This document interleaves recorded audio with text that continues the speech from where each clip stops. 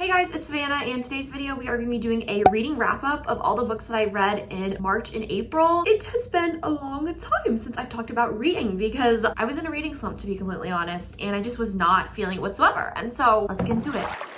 The first book that I read in March was The Ballad of Never After, which is a part of the Once Upon a Broken Heart trilogy series. I gave this book actually 5 stars. I feel like this was just such a perfect fairy tale romance, and I love Heartless by Marissa Mayer, and this book gets the same vibe. It was just so absolutely, and I really liked it. This was my favorite book out of the series. And then the other one that I read was the third and last one, which is A Curse for True Love. So I gave this one 5 stars, which I'm actually surprised about. I thought I gave it 4, but no, I actually gave this one 5 stars too, so.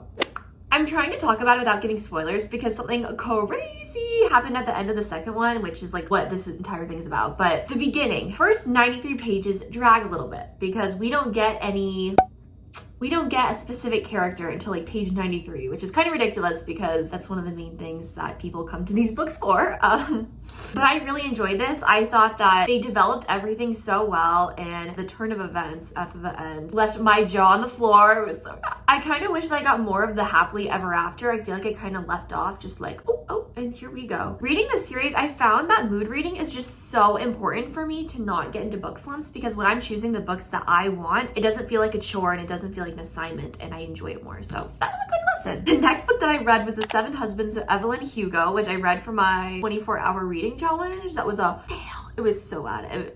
Don't worry, I'm gonna redeem myself. We're gonna do another round of that because that was such a bad, that wasn't good. I gave this book 4 stars. I thought that it was so interesting, and I feel like this could totally be someone's memoir in modern times. I just thought that it was so applicable to now, and like the way that we reframe how we think about things that happened historically. Even like stuff she was talking about, it only happened like 40, 50 years ago, and so it was really interesting. I don't know how this happened, but I did not give a chapter in my journal for Peter Pan and Wendy, which like, that's my bad, guys. I'm pretty sure I gave this one 3 stars, maybe 2, because, but I do like old Victorian like children's stories, although I think this might be on the cusp of it, but whatever, that's fine. But yeah, I did enjoy it. But as I said before in the last video, or I don't know if that video is gonna get posted before this, but in another video, there's like racism and also misogyny, and I do not like it. I don't appreciate it, and I'm not a fan. You might be like, well, Savannah, it was a different time. Yeah, that was normalized, but does it make it okay?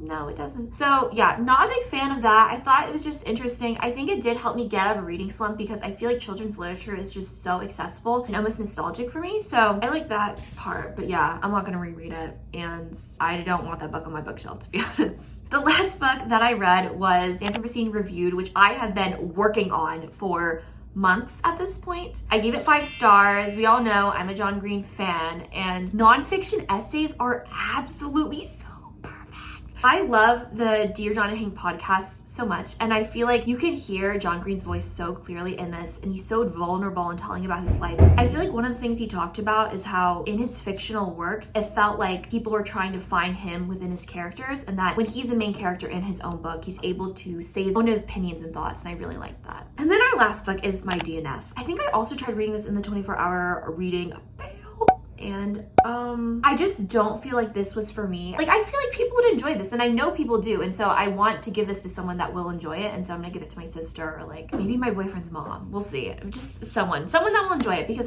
books are supposed to be a good time, and so read what you enjoy. Okay, so those are all the books that I read in March and April, which was a rough reading time for me. I was busy with school, I guess, but I just didn't really want to read, but now here I am. And thank you for watching, and I will see you next time at next week's video, where it's gonna be a reading vlog, or it's gonna be something with my sister, maybe? I go home next week, or I go home this weekend, actually. Yeah, I will see you next time.